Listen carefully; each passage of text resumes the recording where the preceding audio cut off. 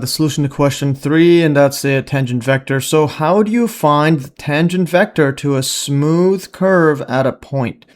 And then we're asked, how do you find the tangent line and then the unit tangent vector? All right, so let's take a look at the solution. So let's see, be a smooth curve with position vector r of t.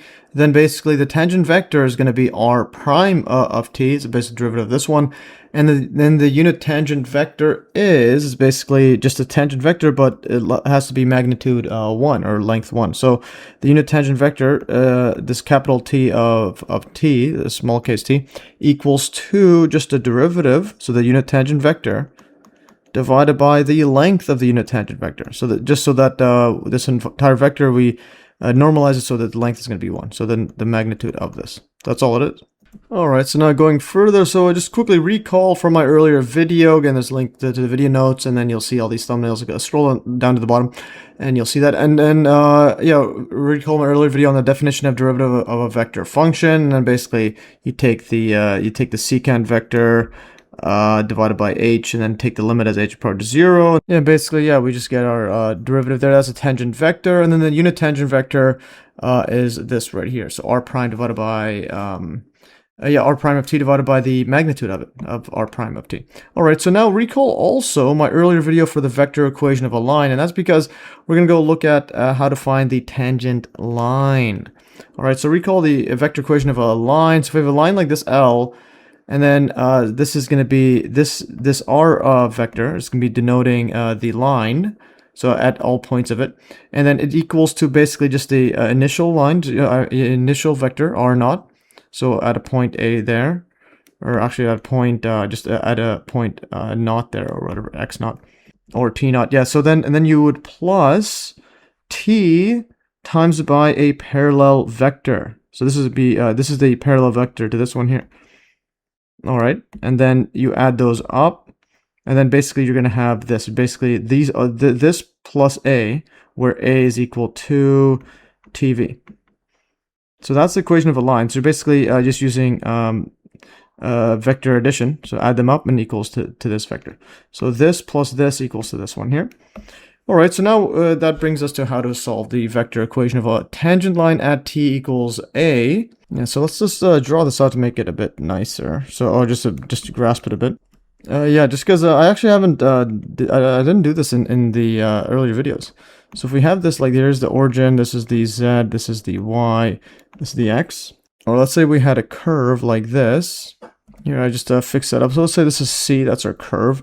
And now let's say we have our r of t. Yeah, let's say this is r of, this is our r function, but this is at the value a. Yeah, this is r. I'm just going to put this as a here. That's just the one we want. And let's say the tangent vector is going to be parallel to this, I mean, it's going to be tangent to this curve. So that's going to be r prime of a, like that. All right.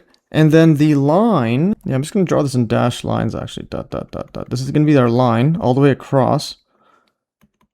And that's going to be our line L. All right, so this is what we have. And we basically have to make it match up to this. And notice how, again, this is parallel to this right there, A and V. And so in this one's actually, this one, what it actually is, it's going to be, we're going to add a parameter. I'm going to call this U.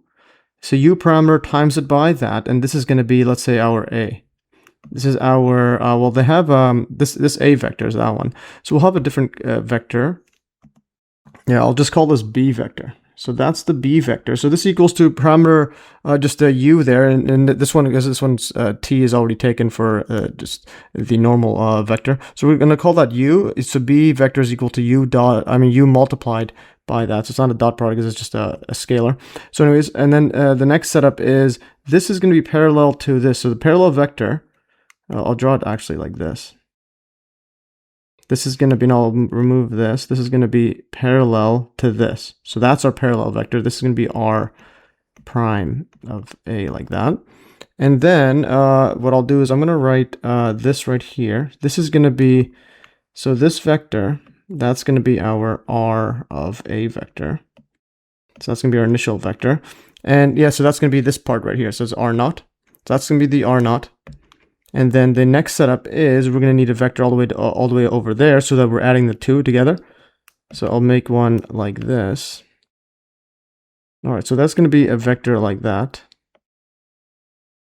All right, so I moved it all the way over there. I'm going to call this now S. So this is going to be S vector and the parameter is U. So basically, when a parameter is shorter, it goes down here. When it's or negative, if it's longer, it goes over here, and etc. Basically, all it does is extends that parallel vector to it, and that parallel vector is the tangent vector. All right. So what that means is, well, this becomes this line now is going to be S of U. So S of U vector like this. This is going to be equal to the initial vector is going to be R of A. So at the when U equals A, and then plus the parameter U. So again, same thing as this. Instead of dealing with this T or R naught, we're switching it up. This is going to be RA, and this is going to be U.